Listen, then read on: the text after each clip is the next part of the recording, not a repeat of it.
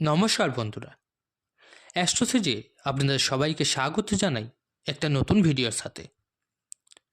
বন্ধুরা, সেই দিন আমাদের সব দুঃখ সমাপ্ত হয়ে যাবে, যেই দিন আমরা মেনে নেব আমাদের সমস্ত কাজ ঈশ্বরের ইচ্ছা অনুযায়ী হয়ে থাকে।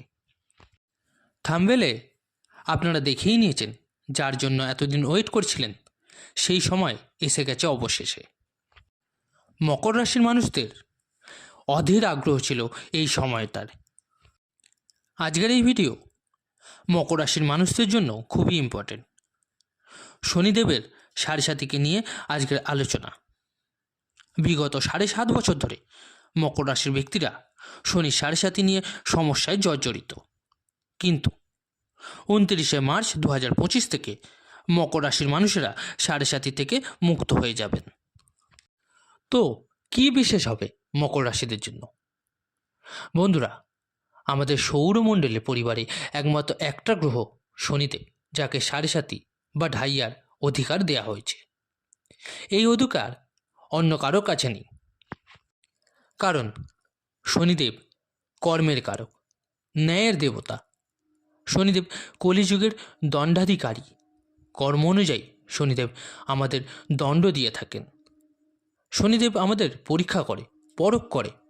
শনিদেব নিচে ফেলে, তড়পায়, আর তর্পণের পর একটা সাধারণ কয়লাকেও আস্তে আস্তে হিরেতে পরিণত করার সামর্থ্য শনিদেব নিজের কাছে রাখে।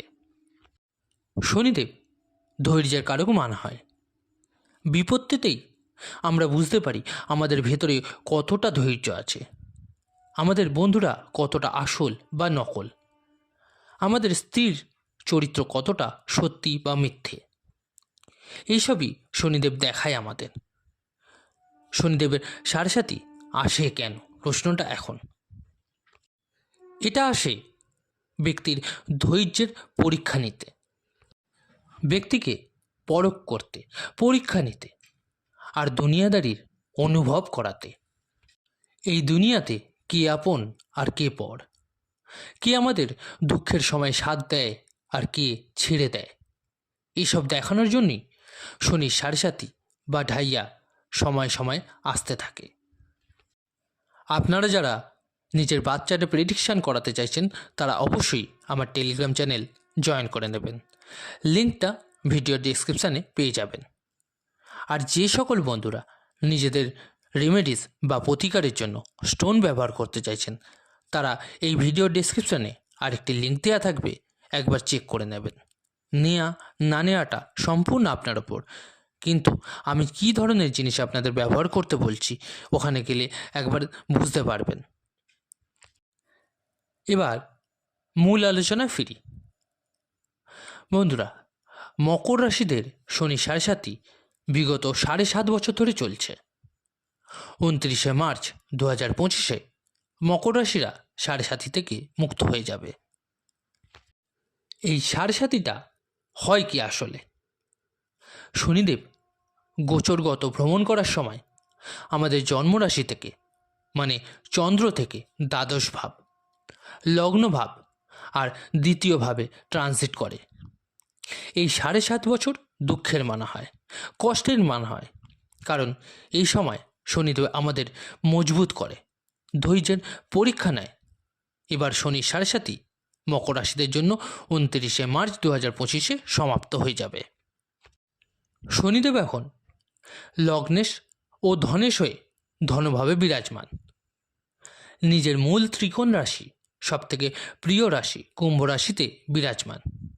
এরপর 29শে মার্চ রাশি পরিবর্তন করে ধন, কুটুম্ব আর বাণীভাবে, মানে দেবগুরুর রাশি মীন রাশিতে ট্রানজিট করবে। আর এখানেই 2.5 বছর অবধি বিরাজমান থাকবে, মানে 29শে মার্চ 2025 থেকে 3রা জানুয়ারি 2027 অবধি উনি এই অবস্থান করবেন। তৃতীয়ভাবে শনি দুঃখের বিনাশকারী রূপে মানা হয়। তো যেই সময়ের জন্য মকর রাশিদের অপেক্ষা ছিল, অবশেষে সেই সময় এসেই গেল। তো আগত 2.5 বছর মকর রাশিদের জন্য কেমন হবে, শনিদেব কী কী দেবে, এই সমস্ত আজ জানবো, বুঝবো। আর ভিডিওর লাস্টে অবশ্যই বলবো কিছু উপায়, যা করলে শনিদেবের আশীর্বাদ আরও পেতে সক্ষম হবেন। এবার 29শে মার্চ শনিদেব লগ্নেশ আর ধনেশ হয়ে তৃতীয়ভাবে বিরাজমান হবেন 2.5 বছরের জন্য। তো নিশ্চিন্ত রূপে উনি মকর রাশিদের পরাক্রম বৃদ্ধি করাবে, আত্মবিশ্বাসের বৃদ্ধি করাবে, কনফিডেন্সের বৃদ্ধি করাবে। আর এই 2.5 বছরে আপনাদের মধ্যে নির্ণয় নেবার ক্ষমতা অনেক বাড়বে, সাহস বাড়বে, আত্মবিশ্বাস বাড়বে। আর সঠিক টাইমে সঠিক নির্ণয় আমাদের ভাগ্যকে বদলে দিতে পারে। এই তৃতীয় ভাবই ভাই বোনের ভাব মানা হয়, এইভাবেই আত্মবিশ্বাসের ভাব মানা হয়। তো আপনার পারিবারিক জীবনে সুখের বৃদ্ধি হবে, ভাই বোনের সাথে ভালো সম্পর্ক হবে। এর পূর্বের বছরগুলিতে আপনার জীবনে আত্মীয় পরিজনের স্থিতি ভালো চলছিল না, পুরো পরিবার নষ্ট হয়ে গেছিল। আপনি পরিবারকে একত্রিত করতে চেষ্টা করেছিলেন, কিন্তু পরিবারে ছিন্ন ভিন্ন হয়ে গেছিল। আপনি এক বলার চেষ্টা করছিলেন, কিন্তু তারা বুঝছিল আর এক। 10 পা আগে এগোনো ট্রাই করছিলেন, কিন্তু 20 পা পেছনে চলে যাচ্ছিলেন। পয়সা আপনার জীবনে এসেও তার থেকে বেশি খরচা হয়ে যাচ্ছিল। যা ঋণ মেটানোর চেষ্টা করছিলেন তার থেকে ডাবল আপনার ঋণ হয়ে যাচ্ছিল। যাদের সুখ দুঃখের পরিস্থিতিতে আপনি সাথ দিয়েছিলেন, কিন্তু আপনার দুঃখের পরিস্থিতিতে তারা কেউ আপনার সাথ দেয়নি। এই পরিস্থিতি বিগত 7.5 বছর ধরে আপনি দেখে এসেছেন। কিন্তু এইসব পরিস্থিতি এবার সমাপ্ত হবে যখনই 29শে মার্চ 2025-এ শনিদেব রাশি পরিবর্তন করে আপনার ত্রিশলয়ভাবে বিরাজমান হবে। আপনার কনফিডেন্স লেভেল হাই হবে, আপনার কথাবার্তার অনেক উচ্চ লেভেলের হয়ে যাবে, যার দ্বারা অনেক ফেঁসে থাকা কাজও বের করতে সক্ষম হবেন। শনিদেব লগ্নেশ ও ধনেশ হয়ে তৃতীয়ভাবে বিরাজমান হবে। তো এখানে লগ্নভাবের ফলও দেবে। আপনার আচরণে পরিবর্তন আসবে, আপনার পার্সোনালিটিতে নতুন চমক দেখতে পাওয়া যাবে, নিজের হেলথ নিয়ে কনসাস হয়ে উঠবেন আপনি। শনিদেব আপনার ধনেশ, তো ধন সম্পর্কিত যা সমস্যা বিগত 7.5 বছর ধরে দেখতে পাচ্ছিলেন তা ঠিক হয়ে যাবে। আত্মীয় স্বজনের সাথে সমস্যা আপনার ঠিক হবে। সম্পত্তি সম্পর্কিত যা ঝামেলা তারও সমাপ্তি ঘটবে। কোর্ট কাছারি যে ঝামেলায় জড়িয়েছিলেন তার অবসান হবে। হাজব্যান্ড ওয়াইফের মধ্যে যে সম্পর্ক তা মজবুত হবে। সন্তান সম্পর্কিত যে সমস্যা হচ্ছিল সেগুলো শেষ হবে। শনিদেব আপনার তৃতীয়ভাবে বিরাজমান হবে, তো নিশ্চিতভাবে লগ্নভাবের ফলও পাবেন। ধন, কুটুম্ব আর বাণীভাবের ফল পাবেন, আর তৃতীয়ভাবের ফলও পাবেন। এবার শনিদেবের দৃষ্টি নিয়ে আলোচনা করা যাক। শনিদেবের কাছে মুখ্যত 3 প্রকারের দৃষ্টি আছে। শনিদেব যেইভাবে বিরাজমান হয় সেখান থেকে তৃতীয়, সপ্তম এবং দশমভাবে দৃষ্টি দিয়ে থাকে। শনিদেবের দৃষ্টিকে খারাপ মানা হয়, কিন্তু যদি মিত্র রাশিতে বা স্বরাশিতে বা নিজের কারকভাবে হয় তো এই দৃষ্টি জীবনকে মালামাল করবার মতন ধরা হয়। শনিদেব তৃতীয়ভাবে বিরাজিত হলে ওনার দৃষ্টি আপনার পঞ্চমভাবে পড়বে। এইভাবে শুক্রের মানা হয়। বৃষ রাশিতে শনির দৃষ্টি হবে, নিজের পরম মিত্রের রাশিতে শনির দৃষ্টি হবে, যা শনিদেবের জন্য যোগকারক মানা হয় শুক্র। তো আপনি পঞ্চম ভাবের শুভ ফল দেখতে পাবেন। পঞ্চম ভাব বিদ্যা, বুদ্ধি, প্রেম আর সন্তানের মানা হয়। আপনার বা সন্তানের জন্য উচ্চশিক্ষার জন্য খুব ভালো হবে 25শে মার্চ 2025 থেকে 3রা জানুয়ারি 2027 অবধি।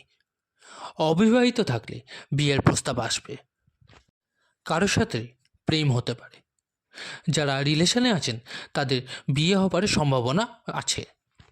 এই ভাব সঞ্চিত কর্মের ভাব মানা হয়। এতদিন আপনি যা পরিশ্রম করেছেন, যা বীজ আপনি বুনেছেন এতদিন ধরে, সেই বীজ ময়ূরে পরিণত হয়ে আপনাকে ফল দিতে সক্ষম হবে এবার।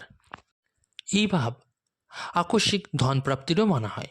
তো নিশ্চিতভাবে এই 2.5 বছরের মধ্যে আপনার জন্য আকস্মিক ধন প্রাপ্তির যোগও তৈরি হবে। আয়ের নতুন নতুন উৎস খুলবে, ধনের আগমন হবে, আর্থিক স্থিতি আপনার মজবুত হবে, ব্যবসা আর জবেও পদোন্নতি হবে, যার ফলে আপনি নিজের ঋণ মেটাতে সক্ষম হবেন। বিগত 7.5 বছর ধরে আপনি ঋণের জ্বালাতে জর্জরিত ছিলেন। এবার শনিদেবের সপ্তম দৃষ্টি আপনার ভাগ্যভাবে হবে। এখানে ভাগ্যেশ হয় বুধ। বুধের রাশি কন্যা রাশিতে শনিদেবের সপ্তম দৃষ্টি পড়বে। নিশ্চিতভাবে ভাগ্যের স্বাদ কাকে বলে তা এই 2.5 বছরে আপনি বুঝতে পারবেন। পিতার সাথে সম্পর্ক মজবুত হবে, ধার্মিক মনোভাব বাড়বে আপনার। ভাগ্যের মধ্যে যে বাধা আসছিল তা এবার কেটে যাবে।